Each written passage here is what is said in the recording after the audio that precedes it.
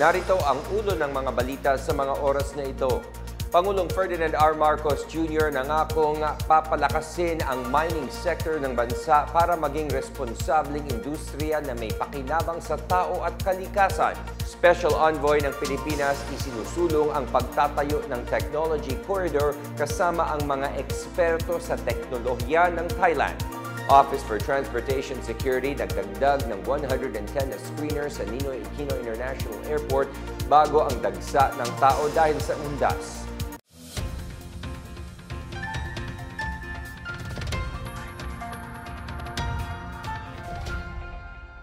Ako po si William Theo para sa PNA Headlines. Nangako si Pangulong Ferdinand R. Marcos Jr. na palalakasin ang sektor ng pagbimina sa Pilipinas at maghihigpit laban sa mga iligal na gawain.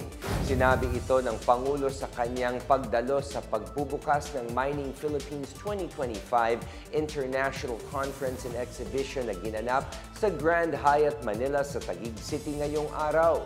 Sa kanyang talumpati, sinabi niyang pursigido ang kanyang administrasyon na itayo ang mining bilang isang industriyang responsable, inklusibo at matatag sa gitna ng pagbabago-bagong lagay ng panahon. Nananawagan siya sa mga mining operators na tiyakin na ang bawat operasyon ay mapoprotektahan ang kalikasan at magdudulot ng pakinabang bilang kabuhayan ng mga tao. Para dito, nagpapatupad ang gobyerno ng mga reforma tulad ng Enhanced Fiscal Regime for Large-Scale Metallic Mining Act at Philippine Ecosystem and Natural Capital Accounting System Act. Kaugnay niyan, maghihigpit ang gobyerno laban sa mga iligal na gawain, magdudulot ng polusyon at pagkawasak ng mga gubat at ilog. Ipinapaalala din ng Pangulo ang papel ng pagmimina sa teknolohiya at paggamit ng malinis na enerhiya. Sinabi niyang ang ginanap ngayong conference ay tamang lugar para pag-usapan ang responsibilidad at direksyon ng pagmimina sa bansa. This Mining Philippines 2025 International Conference and exhibition comes at a very important point in time. Here, we ask the vital questions. How can the Philippines become a reliable source of critical minerals for a greener future? How can mining fuel regional industrialization and create decent, lasting jobs? And how can we open doors to responsible investment without compromising our planet or our people? Your conversations here will define the path forward, a path where economic strength and social responsibility move together. Isinusulong ng Special Envoy ng Pilipinas ang pagtatayo ng isang technology corridor kasama ang bansang Thailand.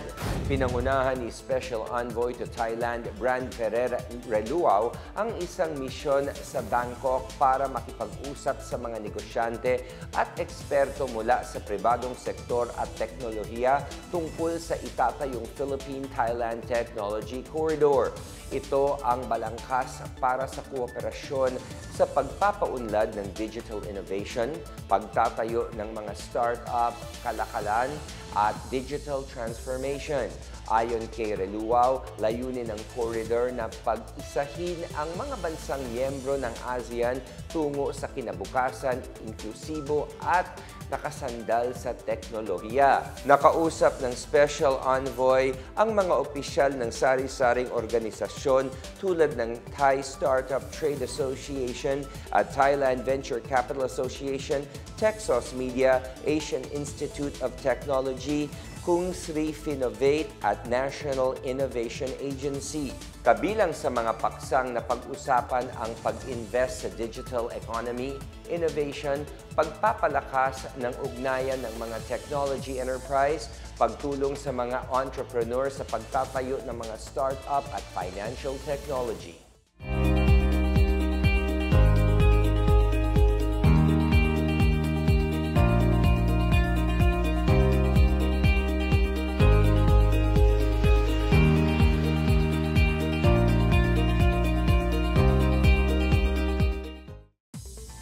Naglagay ng karagdagan 110 screeners ang Office for Transportation Security or OTS sa Ninoy Aquino International Airport bago ang dagsa ng tao dahil sa undas. Sa isang pahayag, sinabi ni OTS Acting Administrator Jose Briones Jr. na mayroong mahigit 1,200 na tauhan sa buong NAIA Terminal maging sa iba pang paliparan sa buong bansa.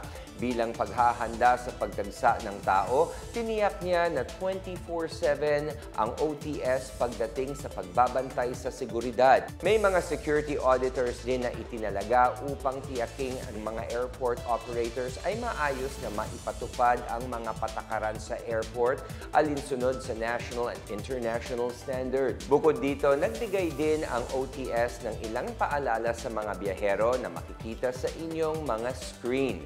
Matatandaang idineklarang national holiday ang October 31 upang magbigay daan sa mga Pilipino na uuwi sa kanilang mga probinsya para sa All Saints Day at All Souls Day.